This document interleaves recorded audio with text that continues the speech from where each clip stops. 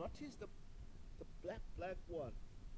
They're still young. It's between like 2 to 3 months. When they're born, they're black in color, very black in color. So when they grow up, they develop the spots easily, white like that. If you look inside the burrow there, inside the hole, it's more black. It's how the hyena live. So there, it will be more comfort. I mean, it's going to become a flesh inside. Once you start to develop the spot, they're able to go out in the area. And you can see our grass is more grayish in color, and the bushes is like that. So it gives lots of depths for them to blend in the area. So, but while they're still young, they need to be in a hole where it's more black in color, which it can, I mean, blend into that situation.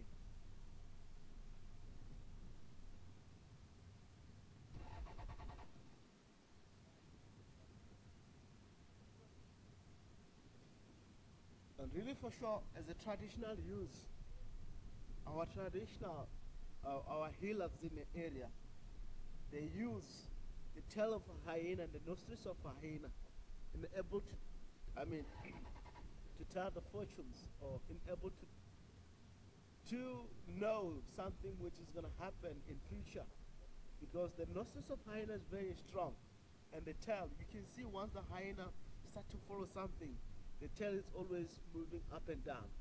So our healers in the area, they use the tail of the hyenas.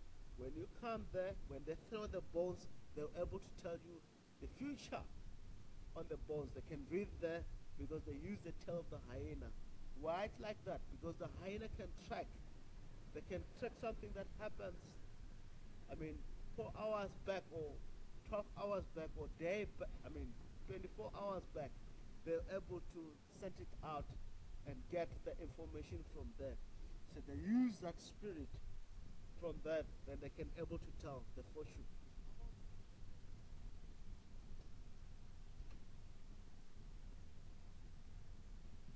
So here you only find spotted hyena. You don't have brown hyena and adult and other species.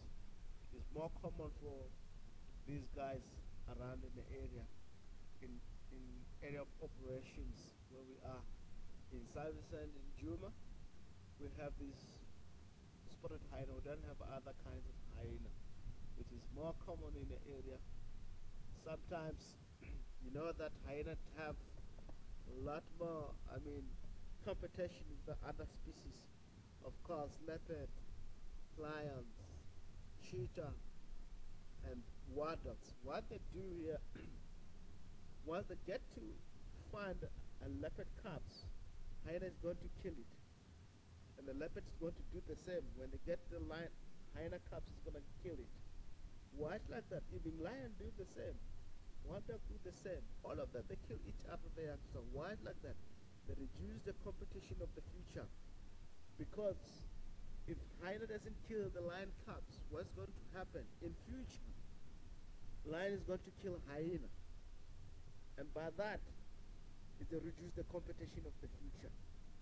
So it's really for sure the success rates of hyena and the leopard and the lion in the area, the youngster, is very, very slim, because they kill each other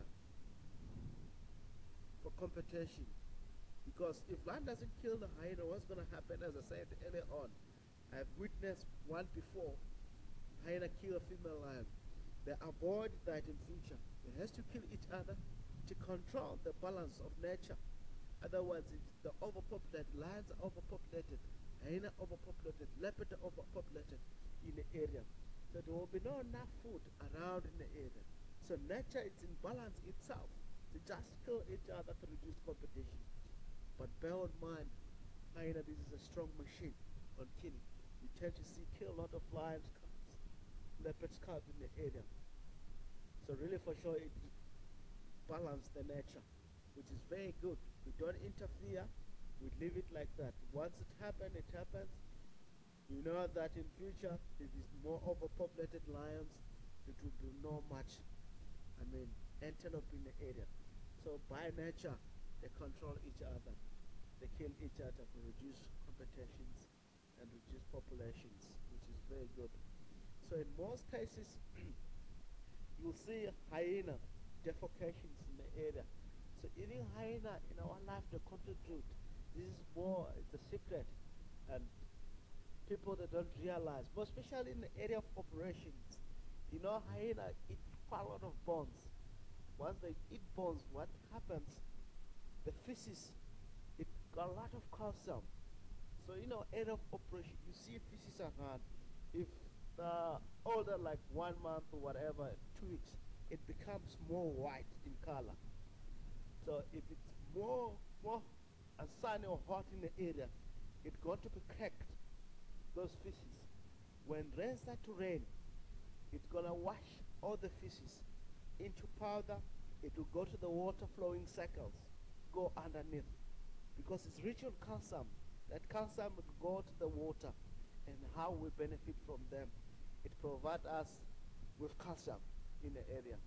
So really for sure, I like hyena, because without hyena, maybe our water won't have lots of calcium around in the area. So they contribute much about that in the area, because it put dunks around and it cracks. When it rains, it goes to the water flowing cycle, and that calcium is going to the water, which really for sure, it contributes even 5% of our life as human beings, also animal, because in our body we need calcium, of course.